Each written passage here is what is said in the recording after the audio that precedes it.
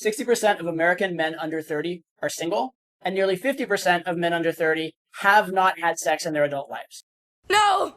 No! No!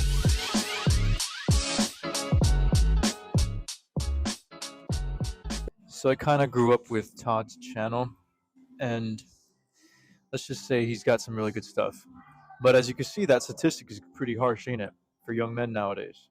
It's only going to get worse, I think. So I'm one for the underdog, and I just wanted to do a reaction video because, well, I think he covers a lot of the good bases, but I just wanted to fill in some of the cultural blanks and give my own little spin on things. So let's just dive in and see what he has to say. The first major reason for this modern dating crisis is a lifestyle that absolutely kills male desire. It's simply too easy to be comfortable and too easy to get dopamine these days. We have video games, pornography, social media, things like that, all bombarding our brain chemistry and filling the role that would have been reserved for actual interactions and actual romance with actual females in the past. We may simply go to the office, go home, go to sleep, and not interact with any human beings outside of that environment all day. Or heaven forbid we work from home, we may not talk to a single human being all day long. And it is pretty hard to date a woman if you never actually talk to a woman. So modern technology and our lifestyles are already creating an environment where men are not meeting and dating as many women.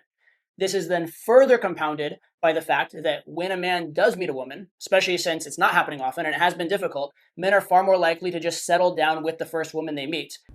Pow, wham, kazap.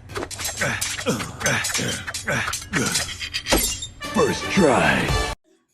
It's worth noting nicotine, like smoking in general, THC, this stuff is silent killers. We're really worth getting rid of.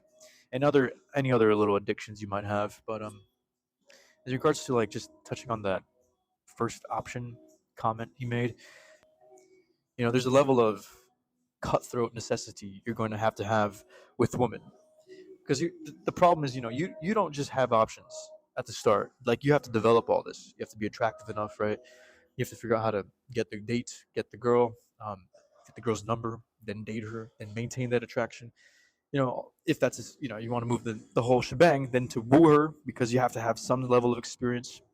Like, there's a level of detachment that is at that point needed, and it does take the most out of you, man.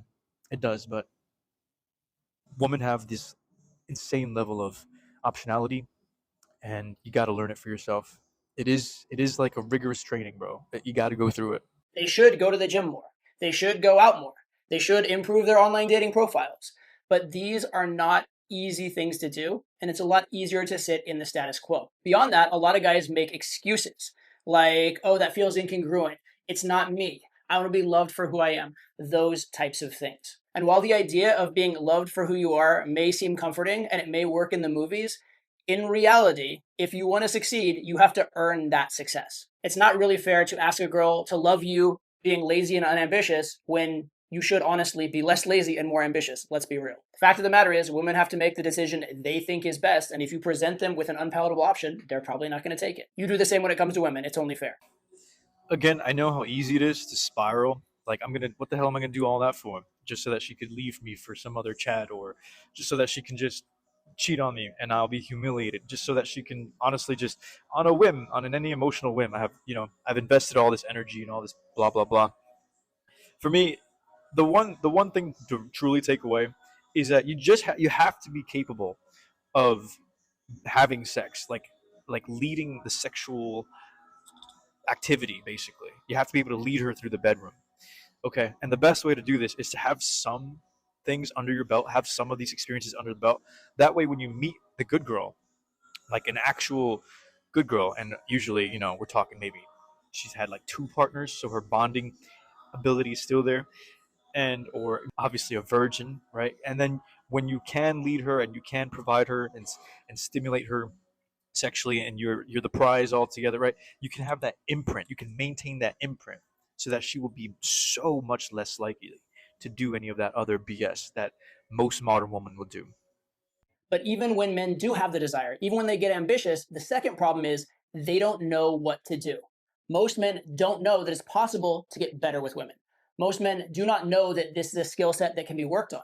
And so if you have ambition and desire without any knowledge of what to do with it or how to use it proactively, Well, that just leads to frustration and anger. So this, I think, is why we're seeing a huge rise in red pill, even black pill, MGTOW type of thinking, where men are just swearing off women entirely out of frustration. But this doesn't have to be the case, because game is a skill you can learn. And that's what this entire channel is about, a learning game in a structured way where you can get predictable results, measure your progress, and see the rewards in action. Ladies, get busy! We're gonna be laying some eggs tonight!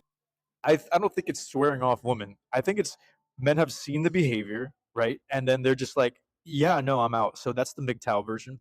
And then at this point, anything that isn't full on Christianity based, right? Like if it's not with the Christian lens, the Western Christian lens, it's red pill. Basically. It like falls under that praxology. I do want to validate that sense of anger and frustration because I mean it's not like it's coming out of left field, all right? These modern women are really, really hard to deal with. Let's just get that out the way. It's so true. Okay, and that's like the jump, the everything's so extreme nowadays. It's like she's either looking for this super spiritual Labrador Retriever of a guy, right? Like the most innocuous, benign, um, very, very agreeable dude, or she's looking for a savage. She's looking for a dude who's straight evil.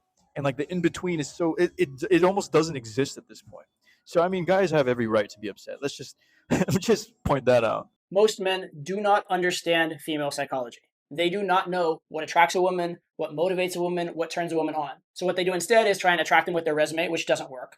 Buy them gifts, which makes them feel like they're having their ass kicked and makes the man low value and therefore doesn't work. Or try to win logical arguments with them when they should be persuading them emotionally instead. So the men who are working hard to attract women are working very hard to do all the wrong things rather than the right things. One of us got laid last night. Schmidt? Shh. Don't wake up my dick. Flew in on the red eye, hasn't gotten a wink of sleep. Damn. We're talking missionary. We're talking missionary.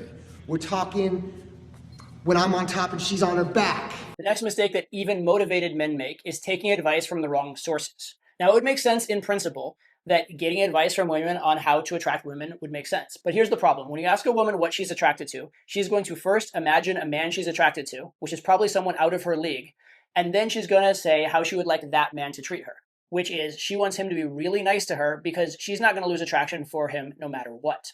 The problem is being nice isn't what would have gotten her attracted in the first place. So women will teach you to be a nice, kind, supplicating guy, which might work if you had infinite value, but does not work in the real world. And sadly, most other sources of advice that men turn to are equally as bad. Whether it be mainstream media, their equally clueless friends, or even dating coaches who have no actual proof that they practice what they preach, a lot of the advice is watered down, impractical, and just doesn't work in the real world. If you made it this far, be sure to like, comment, or subscribe, or even dislike. Honestly, it helps the algorithm find my people. So one thing he missed, though, is religion.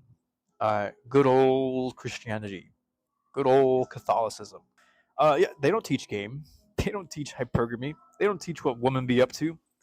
Right? This is all covert stuff. This is all apparently part of the red pill, part of this community. The underbelly of the manosphere.